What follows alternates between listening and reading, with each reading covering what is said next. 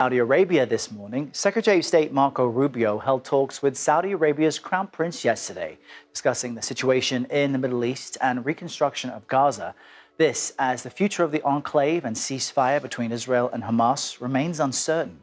CBS News foreign correspondent Remy Inocencio is following all of the latest on this. And we may find that out in the next few hours, perhaps by the end of today, because President Trump's special envoy to the Mideast, Steve Witkoff, is expected to meet with an Israeli delegation in Doha, along with the mediating countries of Qatar and Egypt. And the goal of this meeting, of this latest meeting, is to try to find a way to extend the ceasefire between Israel and Hamas. That ceasefire was brokered back in January, went into effect January 19th.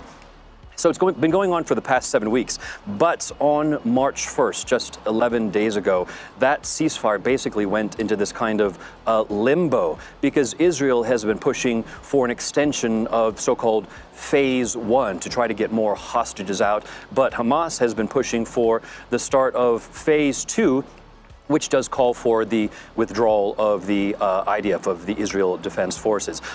On top of all this, Steve Witkoff has put forward stipulations, his suggestions, a proposal, unofficially called by many as the Witkoff Plan, which calls for the disarmament of Hamas in the Gaza Strip, as well as the departure, the evacuation, the leaving of Hamas from the Gaza Strip, which, as you might expect, would likely be a red line for that group. On top of all this, Israel is trying to put the pressure on Hamas in the lead up to the meetings today.